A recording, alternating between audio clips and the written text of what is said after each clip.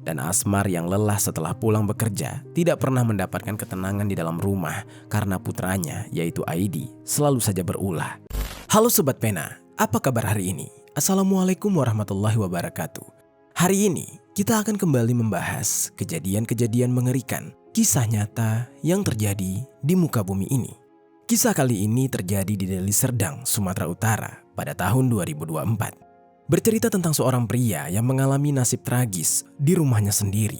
Dan rupanya tindakan keji tersebut dilakukan oleh putra kandungnya sendiri hanya karena masalah yang sepele, yaitu karena tidak diajak pindah rumah. Bagaimana cerita lengkapnya dari kasus yang satu ini? Langsung saja kita bahas di Kata Pena.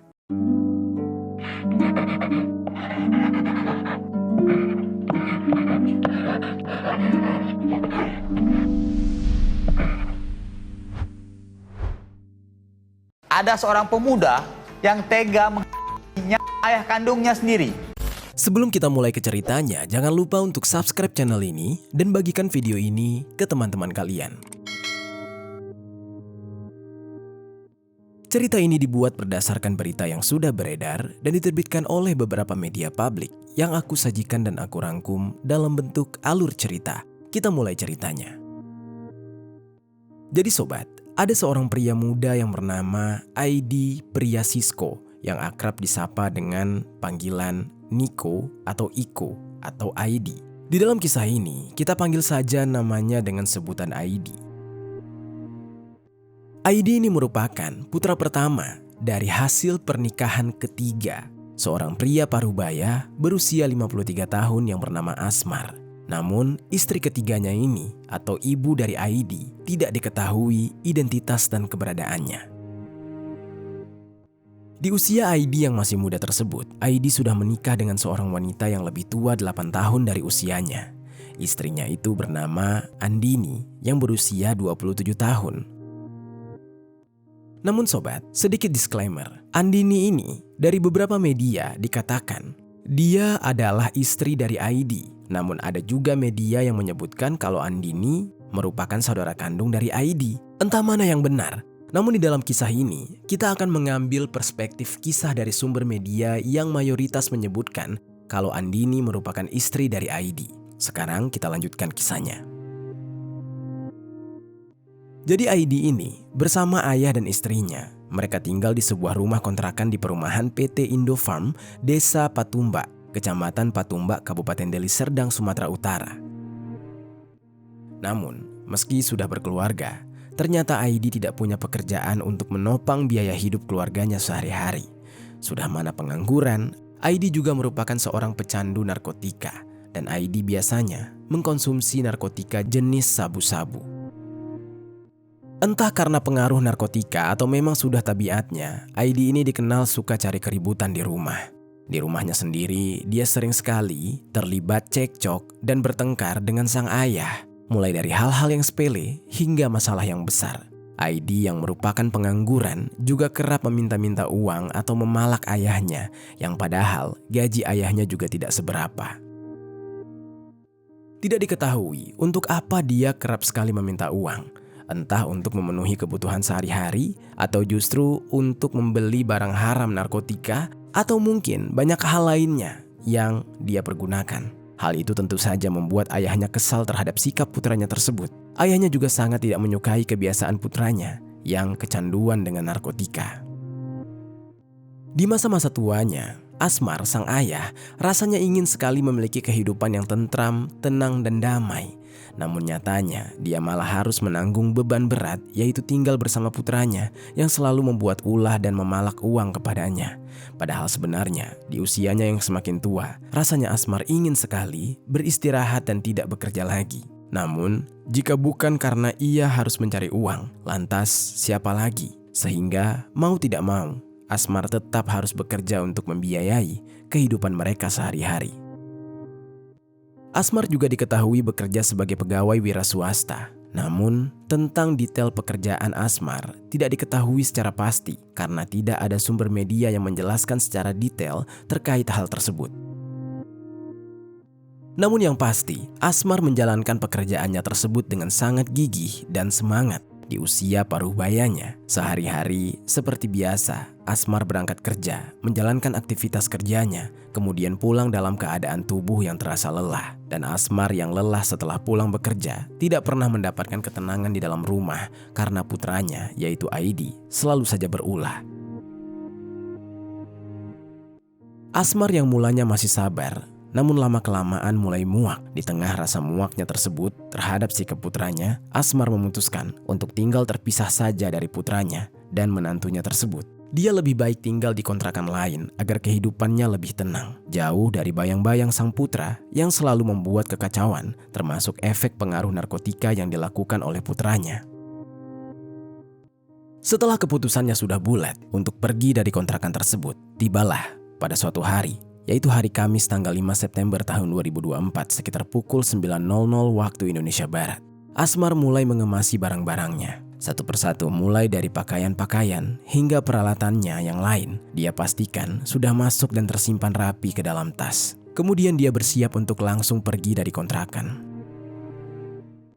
Namun sobat, ternyata keputusan Asmar untuk pindah dari kontrakan ini dilakukan tanpa sepengetahuan putranya. Asmar yang sudah terlalu muak, dia merasa tidak perlu buang-buang tenaga untuk memberitahu keputusannya tersebut kepada Aidi. Dan benar saja, Asmar benar-benar sudah tidak peduli dengan putranya itu. Lalu di sisi lain, di hari yang bersamaan, Aidi yang merupakan pecandu narkotika jenis sabu-sabu saat itu sedang mengkonsumsi narkotika tersebut. Entah dari mana dan dengan siapa dia melakukan hal itu, namun yang jelas dia benar-benar menikmati pesta narkotika tersebut. Singkat cerita, setelah puas mengkonsumsi narkotika, Aidi pun pulang ke rumah sekitar jam 9. Saat dia pulang ke rumah, Aidi melihat ayahnya tengah sibuk mengemas barang-barang, seperti hendak pergi dari rumah. Di tengah-tengah kesibukan Asmar yang tengah mengemasi barang, Aidi yang baru saja selesai mengkonsumsi narkotika dan baru sampai di rumah dengan keadaan yang masih keliengan. Dia sangat terkejut dengan pemandangan tersebut. Aidi yang penasaran lantas bertanya kepada sang ayah, kurang lebih seperti ini. "Bapak, kok itu kemas-kemas baju? Bapak mau kemana?" tanya Aidi dengan tergesa-gesa. Sedangkan Asmar di saat itu yang tidak peduli dan tidak menggubris putranya tersebut. Dia tetap melanjutkan aktivitas berkemasnya. Dia sama sekali tidak menjawab. Lantas Aidi kembali bertanya lagi. Dan Asmar yang kesal akhirnya menjawab kurang lebih seperti ini. "Bapak mau pindah rumah," kata Asmar singkat. Lantas dia kembali melanjutkan aktivitas berkemasnya.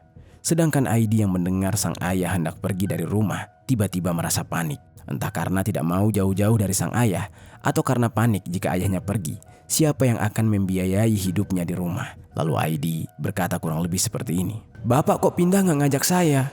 tanya Aidi di tengah kekecewaannya kepada sang ayah. Di saat itu, Aidi yang tetap tidak diberitahu mengenai kabar kepindahan ayahnya ini, termasuk ayahnya yang tidak mau mengajaknya pindah, membuat dia merasa sakit hati dan merasa ditinggalkan. Apalagi di saat itu, dia sedang di bawah pengaruh narkotika. Ayahnya yang juga kesal kepada dia, lantas menjawab pertanyaan putranya tersebut dengan cukup nyelekit. Dia berkata, "Bapak udah gak mau tinggal di sini sama kamu. Bapak bener-bener udah gak tahan lagi sama kamu," kata Asmar kesal. Mendengar perkataan dari sang ayah, Asmar yang merasa sakit hati, mereka yang sama-sama kesal dan tidak mau kalah atas kejadian tersebut, akhirnya terlibat cekcok hebat dan semakin lama cekcok tersebut semakin memanas dan membuat Aidi menjadi naik pitam. Di tengah emosi Aidi yang meluap-luap ditambah dengan efek narkotika yang baru saja dia konsumsi, muncullah niatan keji terhadap ayahnya tersebut.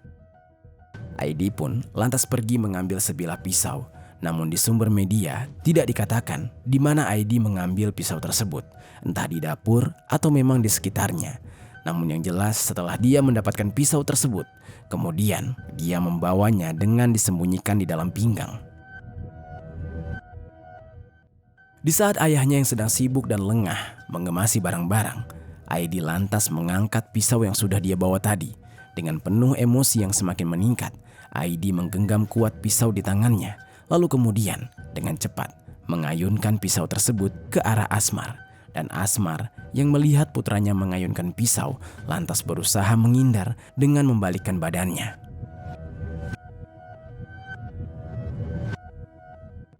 Alhasil, pisau tersebut menancap ke punggung bagian kanan Asmar. Meski hanya 1 kali tikaman, pisau tersebut berhasil menembus sampai ke dada Asmar. Seketika, cairan merah menyembur deras dan mengalir deras dari luka lebar di tubuh Asmar. Tubuhnya yang tidak kuat menahan rasa sakit, akhirnya tumbang dan tergeletak di lantai dengan kondisi yang sangat mengenaskan dan berlumuran cairan merah. Lalu sementara itu, Andini yang juga berada di rumah namun tidak menyadari bahwa Asmar sang ayah sedang berkemas-kemas sebelumnya, malah baru menyadari ada yang aneh saat mendengar keributan di rumah tersebut. Andini di saat itu lantas menuju ke sumber suara. Di sanalah Andini sangat terkejut melihat sebuah pemandangan yang sangat mengerikan di mana ayah mertuanya tergeletak tidak berdaya berlumuran cairan merah. Lantas Andini yang syok dan berteriak melihat pemandangan mengerikan tersebut, hingga teriakannya membuat warga sekitar jadi penasaran dengan apa yang terjadi di kontrakan Asmar.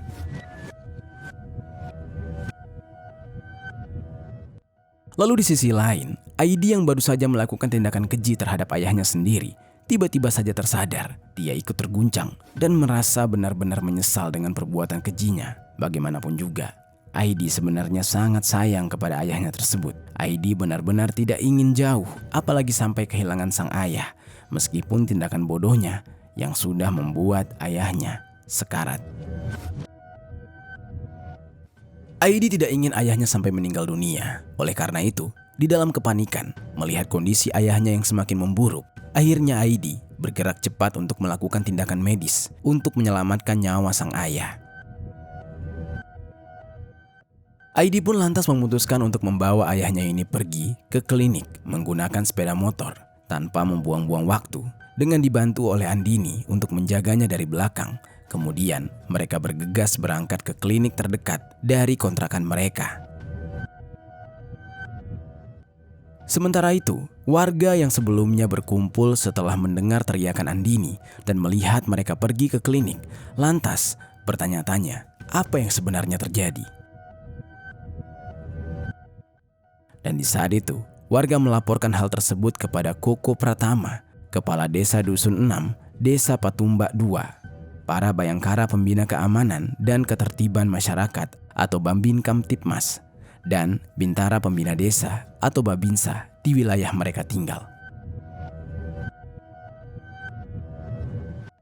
Kemudian kehebohan tersebut ternyata diteruskan sampai ke Polsek Patumbak.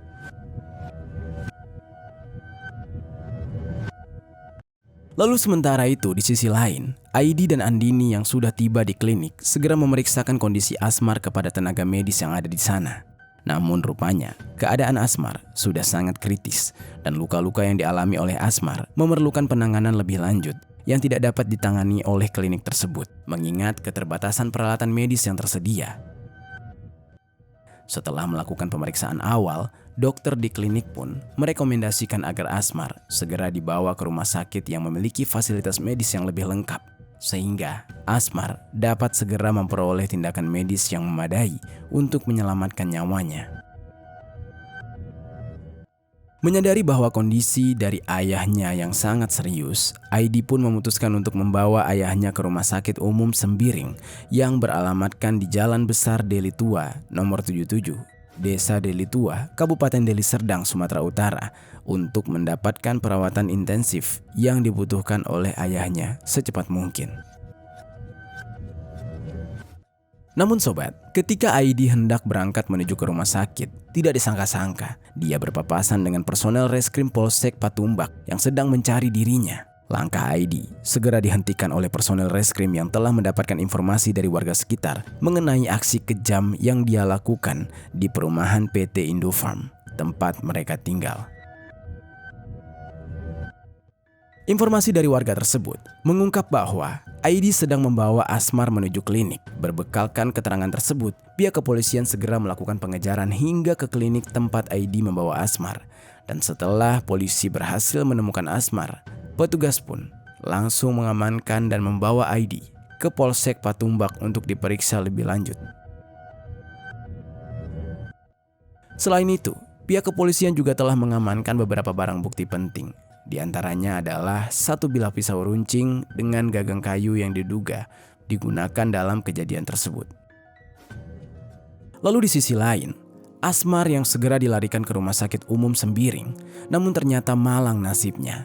Saat di dalam perjalanan menuju ke rumah sakit, rupanya nyawa Asmar sudah tidak bisa tertolong dan dinyatakan meninggal dunia. Tepat pada pukul 11.00 waktu Indonesia Barat, setelah dinyatakan meninggal, pihak kepolisian kemudian meminta izin pada pihak keluarga untuk membawa jenazah Asmar ke Rumah Sakit Bayangkara Medan demi keperluan otopsi.